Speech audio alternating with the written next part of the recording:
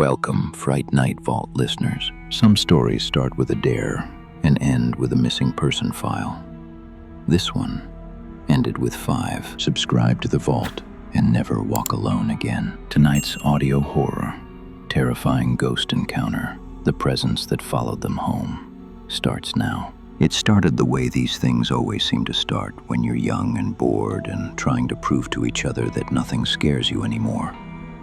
5 college kids at the edge of a town that treats its woods like a rumor. You'd recognize the type. Mark, the loud one who always has to be the first to do something. Jess, who laughs through her fear so she doesn't have to show it. Tyler, who films everything because if it's on his phone, it feels less real. Nina, quiet but stubborn. And Luis, the one who pretends none of it bothers him, even when it really does. They weren't out there for a class or a project or anything that makes the story sound important. They were out there because someone in a dorm hallway said, "You know that clearing in the woods? They used to do sacrifices there." And Mark said what people like Mark always say, "Let's go see it tonight." You hear that enough times doing this work and you start to realize some places survive on that one sentence alone. There was a path that students weren't supposed to take after sunset. No official rule, no campus policy line, just a shared understanding that if you were smart, you chose the sidewalk instead. But that night they parked in the gravel turnout by the tree line, killed the engine, and stepped out into that thin kind of cold where you can see your breath in short bursts, but the air itself feels dry and wrong. The woods didn't greet them with anything dramatic. No howling wind, no immediate whispers, just silence. The kind where you realize how loud campus actually is and how much noise you're used to having around you. Tyler raised his phone and started recording as they walked in, the flashlight beam cutting a narrow path through bare branches and dead leaves. You can hear them on the audio still. Jess joking that she's going to trip and get sacrificed first. Luis saying it smells like old rain and pennies. Nina asking how far it is. Mark in the front saying, "Relax, it's just a campfire spot or something." But the stories weren't about campfires. The stories said people came out to this clearing decades ago, before any of them were born, when the town had a different kind of nighttime and a different kind of law. They said there was a group that believed the woods could listen, that if you spilled enough blood in one place, something woke up and stayed. Not a demon, not something from another world, just whatever was left over when a person died afraid and angry and wasn't allowed to go anywhere else. It took them about 15 minutes to reach the clearing. You can hear it in their footsteps on the recording, leaves giving way to packed dirt, the sound flattening, the echo shifting. Tyler's flashlight swings across it, and that's when you see the markers. Rocks, 10 of them. Not carved, not painted, not arranged in some neat movie pattern, just set. 5 on one side of the space, 5 on the other, forming a loose ring. The ground in the middle is darker, like the soil's been turned or burned or soaked, and no grass has tried to come back. Mark steps in first. He laughs and throws his arms wide. "Welcome to the sacrifice pit," he says, and his voice jumps a little in the night air. The others hang back at the edge. You can hear Jess mutter, "Okay, this is actually creepy." Luis kicks one of the rocks, then stops, like he thought better of it. Nina doesn't step in at all. She just stands at the tree line, arms wrapped around herself, watching. Tyler keeps filming. The flashlight beam catches something white near the center. Wax pooled in uneven circles, melted down and hardened again. Candles. Old ones. Too much for just one night. Not fresh enough to say it was done last week. That's the first moment right there. The shift. The part of their brains that went from, "this is just a dare," to, "someone really did things out here." Humans are good at ignoring their own instincts, though, and that's how most hauntings get their start. I've listened to Tyler's recording more times than I'd like. There's a spot about 3 minutes after they reach the clearing where the air changes. You can't see that on video, but you can hear it in the way they talk. Their words get shorter. Their jokes trail off. The flashlight drifts closer to the ground. Mark keeps trying to push it, make it funny. He walks the circle, stepping just inside each of the rocks, calling out mock prayers. "Oh, great forest gods, accept our exam stress as a sacrifice," he says. "Take our student loans." He's laughing, but he keeps glancing over his shoulder like he wants to make sure someone's there to hear it. The stories say that when you cross that circle with disrespect, you're not just walking on dirt. You're stepping on a memory. You're telling whatever's left there that you don't believe in it, that it doesn't matter. And there's nothing that clings harder than something that used to be human and now only has its anger left. The first odd thing is small. It always is. Nina hears it first, a soft breath that doesn't belong to any of them. Tyler's mic picks it up as a faint exhale, right between Jess's sentence and Mark's, like someone standing just off camera, leaning in. Nina says, "Did you hear that?" Nobody answers her, not at first. Then Louise says, "It's the wind, calm down." There is no wind on the recording, not a single leaf rustle, just that one breath. Then another, closer. Jess turns in a circle. Her shoes make a tight scraping sound on the packed ground. "Okay, seriously, which one of you is doing that?" she asks. Nobody admits to it. That's the second moment, when everyone decides they'd rather accuse each other than consider the alternative. Tyler keeps filming, but you can hear it in his voice when he says they should probably head back. It's a throwaway line on the tape, almost lost under Mark's joking protests. But it's there. He wanted to leave. People think the sacrifice was always a willing thing. That's the part the rumors get wrong. Not everybody walked into that clearing on purpose. Some were dragged. Some were chased. Some were brought there half-conscious, still trying to understand why the trees were moving overhead. That feeling doesn't go away just because the bodies are gone. It lingers. That's what they stepped into. It doesn't hit them all at once. It starts with temperature. Jess says it out loud. "Is it colder in the middle?" On the video, you can see her breath fog thicker than anyone else's, even though they're only a few feet apart. Mark jokes about sacrifice AC and keeps moving, but he hugs his jacket closer. Louis stops filming the rocks and starts filming the trees instead, like he's suddenly more interested in what might be between them. The third moment is small, but it's important. Nina never leaves the edge. She doesn't cross into the center. That matters later. Tyler turns the camera toward her and says, "Come on, at least step inside once or it doesn't count." Mina shakes her head.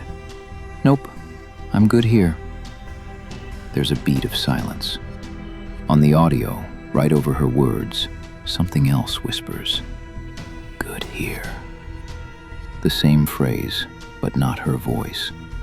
Lower, dragged out, like someone repeating what they just heard because the shape of the words is interesting. Jess hears it this time. She swears. The camera dips as Tyler spins. Mark stops in the middle of the clearing. Luis pulls his phone out like he's going to check for service, then doesn't. It's funny how everyone has their own little ritual when they get scared. Some people talk faster, some go quiet. Some start looking for exits they ignored 2 minutes earlier. That's the point where their night could have ended with a story and nothing else. They could have apologized out loud, stepped back, walked out as a group, and maybe they would have only taken a feeling home with them instead of something worse. But that's not what happened. What happened is that Mark, needing to prove he wasn't scared, raised his arms and said, "Fine, if there's anything out here, do something. Show us." That's the invitation. Not the words themselves, but the arrogance behind them. The assumption that nothing is listening, and that if it is, it's some kind of party trick. In hauntings like this, you see the same pattern. Someone draws a line and dares the dark to cross it. The dark always does, eventually. The clearing doesn't explode with noise. There's no sudden scream, no branches snapping. Just one simple, awful thing. The camera glitches. Not enough to write off as a normal artifact. It skips just a fraction of a second, right as Mark finishes his sentence. One frame, he's alone in the center. The next frame, there is someone standing just behind him. You don't see the figure clearly. It's like the lens refuses to focus. Just a pale shape, too tall, head bent too far to fit the angle. And then the next frame, it's gone again. The others don't see it in the moment. Only the camera does. But you can tell something changed. Mark's voice stumbles. He shivers and says, Okay, let's go, I'm freezing." That's when they finally walk out. They don't run. Nobody admits they're scared enough to do that. They just pack it in with thin jokes and nervous laughter, looking back more than they look forward. The woods swallow their footsteps. The clearing goes quiet again. And the thing that was waiting there doesn't have to wait anymore. You'd think the haunting would start that night, right away. That's how most people imagine these stories. But this one took its time. That's what makes it worse, I think. It let them go home. It let them sleep once, maybe twice, with the false comfort of thinking they'd gotten away with it. The first sign comes 3 days later in Jess's apartment. She lives off campus, second floor, thin walls, the kind of place where you hear neighbors arguing and pipes knocking, and it's easy to dismiss any strange noise as the building. She's in bed, scrolling her phone, half asleep. The hallway light outside her door is off. Her roommate's working a late shift. She's alone. Somewhere between one notification and the next, she hears it. A breath right beside her ear. Long, slow. Not hers, not in her head. She feels the warmth of it move her hair. She does what most people do in that moment. She freezes. Every sense goes sharp. Her body knows it before her mind catches up. You can almost hear the thought cross her brain. Someone's in the room. She doesn't turn over, not at first. She lies there, listening. The apartment is silent. The air is still. She tells herself it was the vent, even though the vent is across the room. That's easier than the alternative. Then it happens again. Jess. Just her name, drawn out like someone tasting it. There's no one else in the apartment. There is no mistaking the voice for her own. It's flatter, colder, too close. That's when she turns. She expects on some level to see a person. A roommate, a stranger, an intruder. Someone tangible she can fight or flee. What she sees instead is nothing. The space beside her is empty. The doorway is empty. The room is bare. But her pillow is still sinking, like someone's head just lifted off it. That detail sticks with me every time I go over her statement. The impression in the pillow, rising back into its normal shape from an invisible weight. She doesn't sleep after that. She sits up, all the lights on, TV running until it's light outside. And like most people, she doesn't tell anyone the first time. She doesn't want to be the one who makes it weird. Jess goes missing 5 days later, but we'll get there. Mark's first sign is different. It starts with his reflection. He's in his bathroom on campus, the small kind where the mirror fogs easily, and the light always feels a little off. He's brushing his teeth, half distracted, phone on the sink, playing music. He spits, rinses, looks up, and his reflection doesn't look back right away. It's a fraction of a second, but it's there. He moves his head. The reflection lags just a bit, like a bad video call. He thinks it's his imagination. Then it smiles. His face in the mirror pulls into a slow grin he doesn't feel on his own lips. Teeth showing. Eyes dead. That's when he drops the toothbrush. It clatters into the sink. The smile vanishes. The reflection matches him again, perfectly. "Okay, no, no," he mutters. He backs out of the bathroom and spends the rest of the night avoiding every reflective surface in his dorm. The next morning, he convinces himself it was just sleep deprivation and cheap lighting. Fear has a way of erasing itself like that, right up until it doesn't. Tyler's first sign is on his phone. He's going through the footage from the woods, scrubbing back and forth, laughing at their own stupid jokes. He pauses on the frame where the figure appears behind Mark. He doesn't see it at first. You can watch the screen recording later and see his finger sliding the time bar, moving past the moment again and again. Then he notices the pale shape and taps back, zooms in, freezes the frame. And this is where we get our first real look. The face, if you can call it that, isn't fully visible. It's bent too far to the side, like the neck never learned what angles a human spine is supposed to respect. The skin is the wrong color, not just pale, but flat, like candle wax that's been handled too much.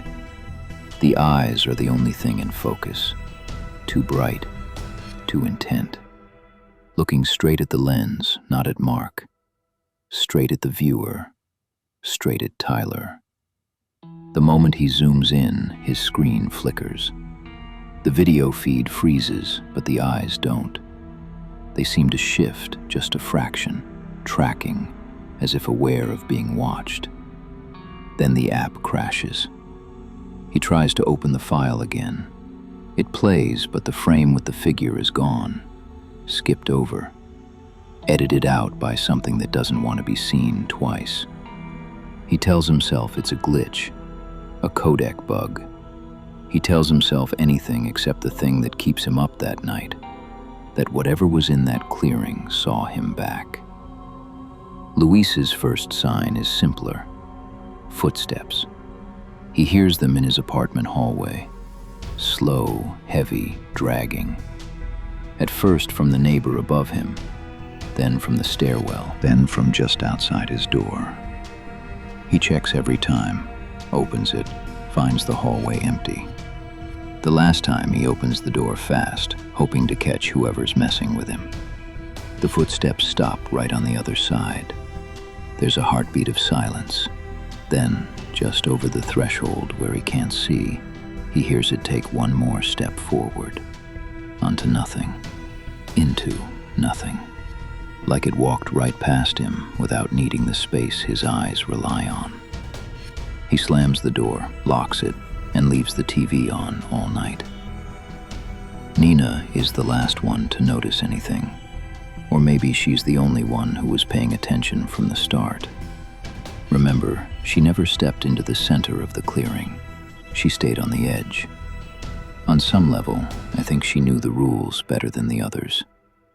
But she still crossed the path. She still came close enough to listen. That's all it needed.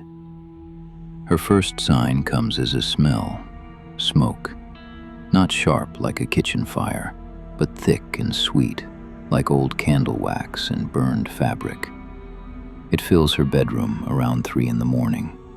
She wakes up coughing, eyes watering, heart pounding, sure the building is on fire. She flips the light on. There's no smoke, no heat, no alarms, just that smell, strong enough to make her throat sting. Then, as quickly as it arrived, it's gone. The room is normal again. Her smoke alarm never makes a sound.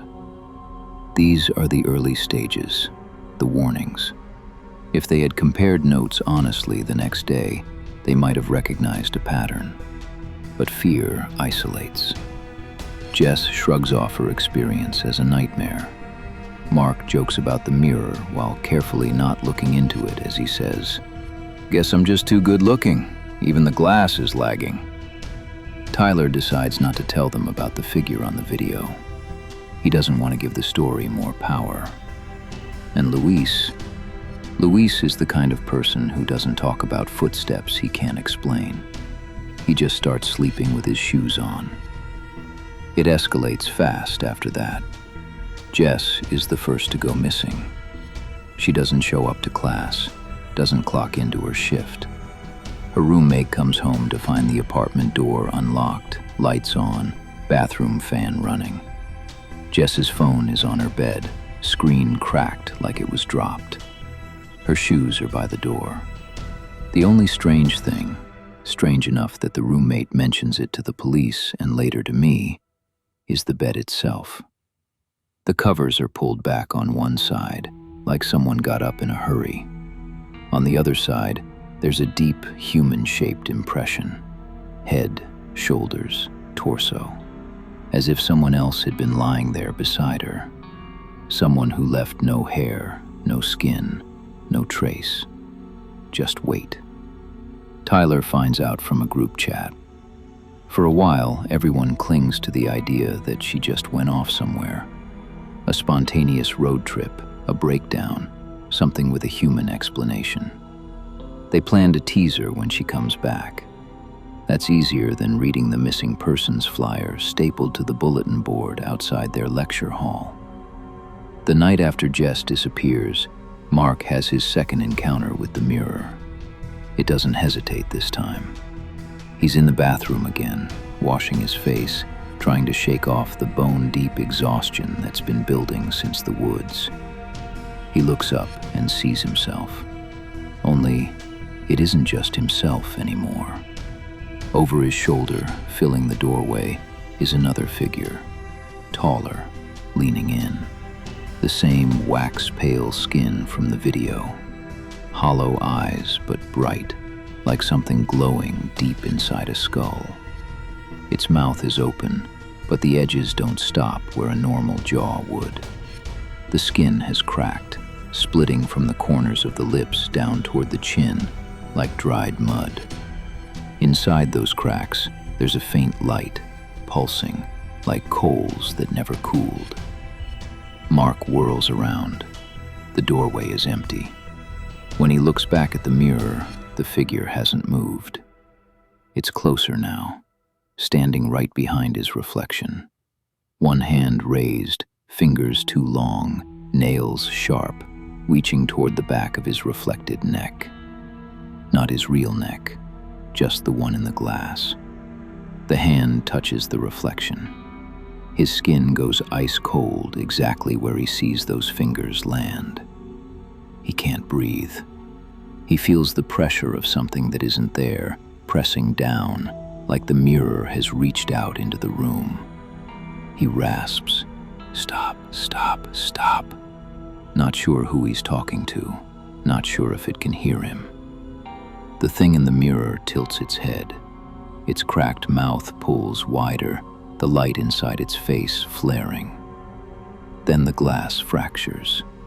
Not a spider web, not a shatter. A single crack running right across his reflected throat. The mirror doesn't fall. The room doesn't explode. The lights don't flicker. Just that one line, like a cut on a photograph. He stumbles back, bolts from the bathroom, and refuses to go back in for hours. When his roommate finally checks, the mirror is intact. No crack, no damage, no proof. He doesn't sleep at all that night. By morning, Jess has been gone 24 hours. 2 days later, Mark doesn't show up for class. The last time anyone sees him is on a security camera in his dorm hallway around midnight. He walks toward his room, rubbing the back of his neck like something hurts there. He never appears on the camera facing the stairwell again. His room is found unlocked, light on, bathroom door open. There's water running in the sink, a razor on the counter. The mirror is fine. No blood, no sign of a struggle. The only odd thing in the entire room is a thin line of moisture across the glass at throat level. Not quite condensation, not quite a smear, like breath that never faded. By this point, the campus is alert. Emails go out, meetings are held. The phrase foul play comes up a lot. So does voluntary absence. Everyone is very careful not to say haunted. That's when Tyler comes to me. He's not a believer, not really, but he shows me the original video from the woods, the one the app wouldn't let him play properly before. It behaves in front of me the same way it did for him. It freezes, flickers, skips the frame where the figure should be. Except this time, just for one heartbeat, it doesn't. The frame holds. The figure is there, fully, undeniably. Bent neck, cracked skin, eyes fixed not on Mark, not even on the camera, but on us, on anyone who looks. "You see it too, right?" Tyler asks. He's pale, shaking, trying very hard not to cry. I nod. I don't tell him that this isn't my first time seeing something like it. I don't tell him about other cases where footage itself seems to participate in the haunting. I just ask him to play it again. The next time, the frame is gone, completely. The file jumps, the glitch returns. Whatever let itself be seen has decided that's enough. I ask Tyler to describe exactly what happened in the woods, and he does. Every joke, every dare, every breath. When he gets to the part where Mark shouted at the clearing to do something, his voice drops. "He shouldn't have said that," he whispers. I agree with him. By then, it's already too late. That night, Tyler's encounter stops being digital. He wakes up around 3 in the morning to the sound of his phone playing something by itself. The screen is on. The video from the woods is running. He didn't start it. The volume is low, just enough to hear the crunch of leaves, his own voice, the others. The progress bar is nearly full. It's been playing for a while. He reaches for it, hand trembling, to stop the playback. Right as his fingers touch the screen, the audio cuts out. The picture stays. The frame freezes on the exact moment the figure stood behind Mark. But this time, Mark isn't in the frame at all. It's just the figure, centered, closer, every crack in its skin visible now. The glow inside those cracks has grown brighter, seeping out like light through broken ceramic. Its eyes are empty but aware, 2 pits of darkness ringed with that same glow. It takes up the whole screen, like it's leaning in, like it's pressing its face against the inside of the glass.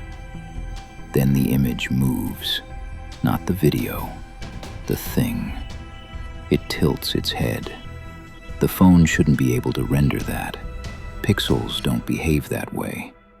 You can bend reality in editing, but not like this, not in a paused frame.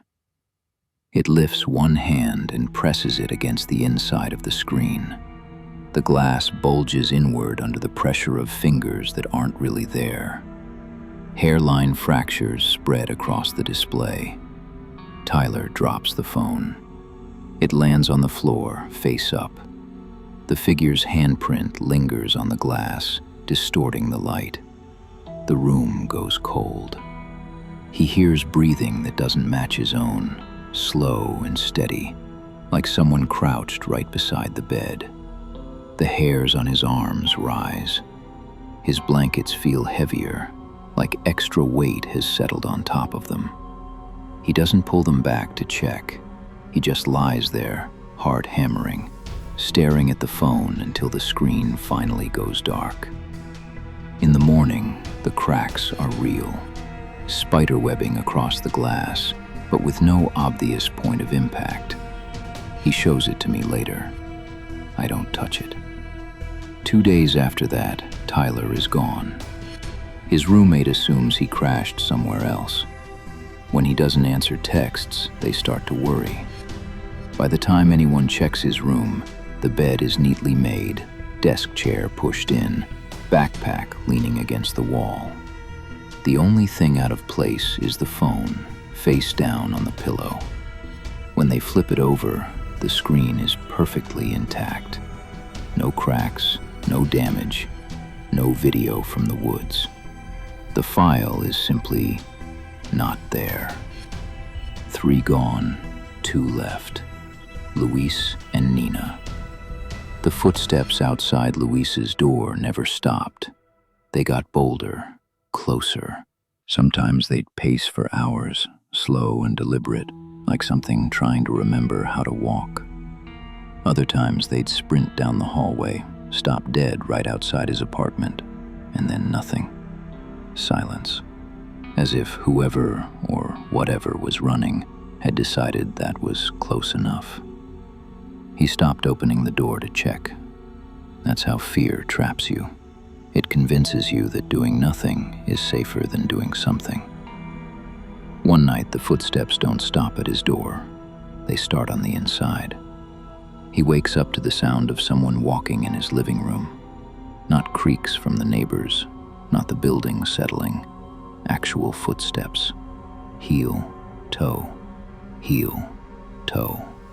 Crossing from one side of the room to the other. Pausing, turning, crossing back. He lies there, staring at the dark ceiling, barely breathing. The air feels thick, heavy, like someone has taken all the oxygen and is rationing it back to him. After a few minutes, he hears his own front door open. The soft click of the latch, the slow squeal of hinges. Then the footsteps move out into the hallway. The door closes. He doesn't move until the sun is up. When he finally checks, the deadbolt is still locked. The chain is still in place. There are no scuff marks on the floor, no sign the door actually opened. But he finds a series of faint, dusty prints on the hallway side of the door frame. Not shoe prints, bare feet, too long, toes stretched like they forgot where to end. Luis doesn't last much longer after that. He calls Nina, panicked, voice low and shaking. "It's here. It's in my place. It walks around at night," he tells her. She tells him to come stay with her. He agrees, packs a bag. That's the last anyone hears from him. His car is found still in the parking lot. His apartment is empty. The door is locked from the inside. The prints on the frame are gone. No sign he ever left.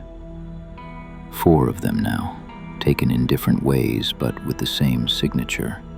No violence, no mess, just absence. That's what a haunting like this wants. Completion, not chaos. Which brings us back to Nina, the one who never stepped into the center of the clearing, but walked close enough to smell the old wax and hear the whispers. She's the one who comes to me last, eyes wide and hollow, fingers gripping a cup of coffee she isn't drinking. She tells me everything. The smell of smoke, the candle wax air filling her room, the way her dreams started changing, shifting from normal stress nightmares to scenes of the clearing, over and over. Always the same angle, standing at the edge, watching someone else walk into the center. Someone she can't quite identify because their face is always turned away. She tells me about the night she woke up to find her bedroom door open, even though she always closes it. About the shape standing in the hall, just beyond the reach of the nightlight, tall and silent. She couldn't see its face, but she could see the way it glowed faintly along the edges, like light trapped under skin. "I didn't move," she says. "I thought if I moved, it would know I was awake." She watched it stand there for what felt like hours. Eventually, she blinked. When her eyes opened again, the hallway was empty. There are rules to this kind of entity. It's not random. It's not playing. It's finishing something. The clearing wasn't just a place people died. It was a place people were offered. That's an important distinction. When those 5 walked in laughing, one of them crossed the center and made demands of whatever still lingered there. The others watched, didn't stop him, didn't apologize. In older stories, that would have been enough to bind all of them, everyone who bore witness. But Nina never stepped inside. She never mocked. She never spoke to it directly. Fear in a place like that is a kind of respect. It marked her differently, not as an offering, as a witness. And witnesses sometimes get left behind to tell the story. I explain this to her as gently as I can. She listens, shaking her head, eyes filling, not wanting it to be true, but needing it to be something more than random tragedy. "So it took them," she says, "because we went there." I tell her yes, not because she deserves the blame, but because cause and effect matters. If we pretend it's all coincidence, nobody learns anything. She asks me what to do. That's the part where the movies usually lie. There is no simple ritual to undo a pattern that strong. No one prayer, no one symbol, no one fire that fixes everything. But there are ways to close a door once you realize it's open. The entity didn't spread across the town. It didn't start picking random victims. It followed a line, from the clearing to the ones who mocked it, to the ones who stood too close. It's connected to that path. The only way to cut it is to break the pattern at the source. So I tell her this: go back, but don't go alone. Go in daylight. Go with someone who believes you enough to stand at the edge, but not enough to cross. Bring nothing to offer but the truth. And don't step on the center. That part is mine. She agrees, against every instinct screaming at her not to. That's what courage looks like in these cases. Not chanting in the dark, just walking back into a place that almost claimed you and asking it calmly to stop. We meet at the edge of the woods the next afternoon.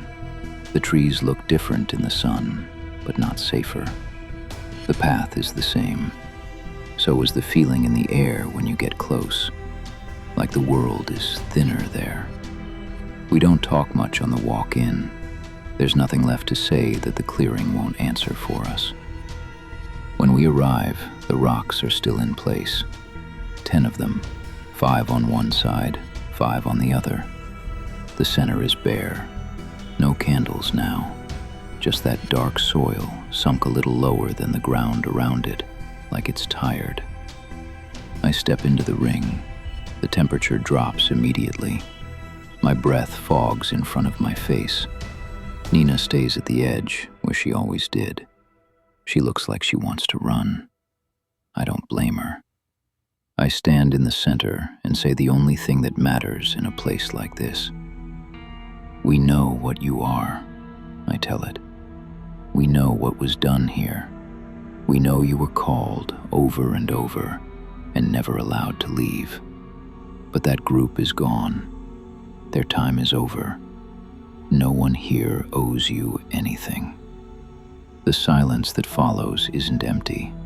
It's thick, heavy. The air vibrates like it's holding a breath. I feel pressure behind my eyes, like I'm standing too deep underwater. I keep going. You took 4 who didn't believe in you. You followed them where you were never meant to go.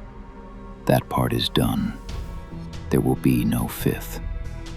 Behind me, I hear Nina let out a sound, half sob, half laugh, like she didn't realize I was going to say it that plainly. The wind, or what passes for wind there, moves around us. Not in the trees, around. It brushes my face like too many fingers.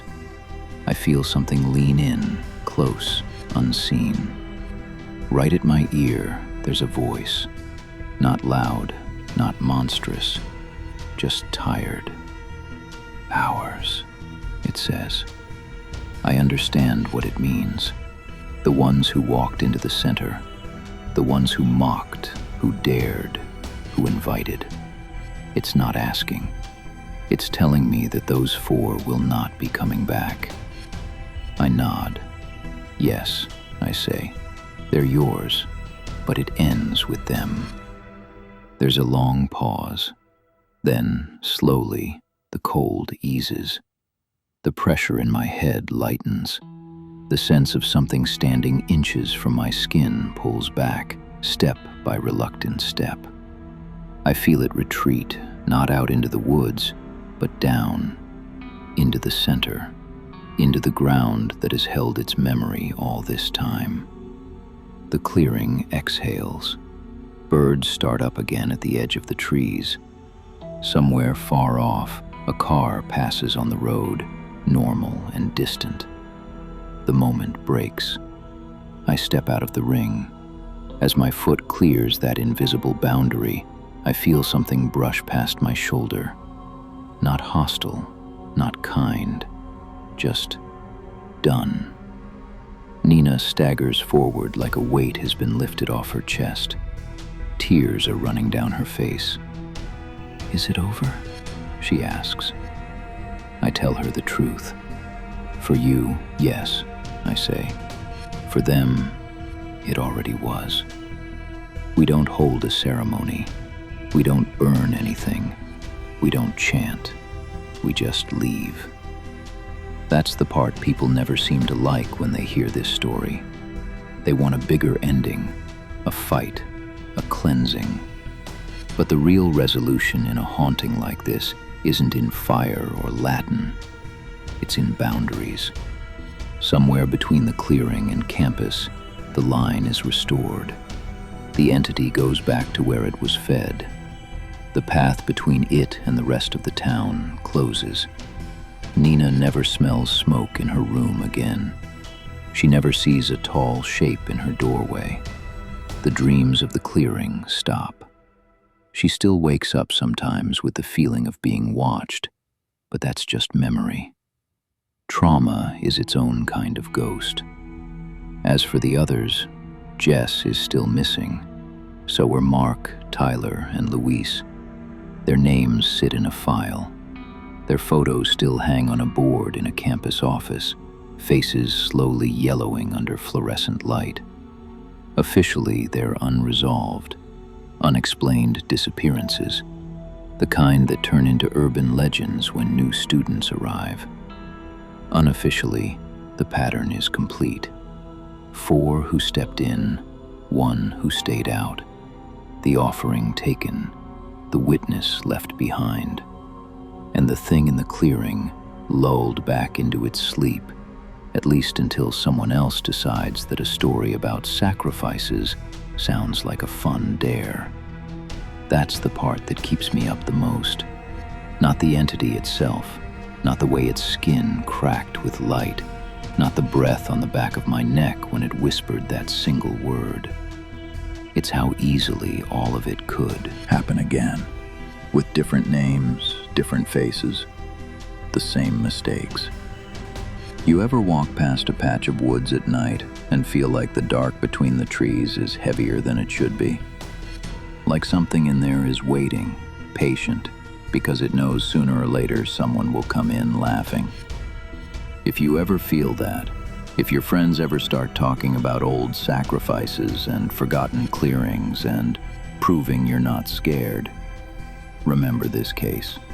Remember Jess's empty bed and Mark's cracked mirror and Tyler's disappearing video and Luis's hallway door that opened without moving.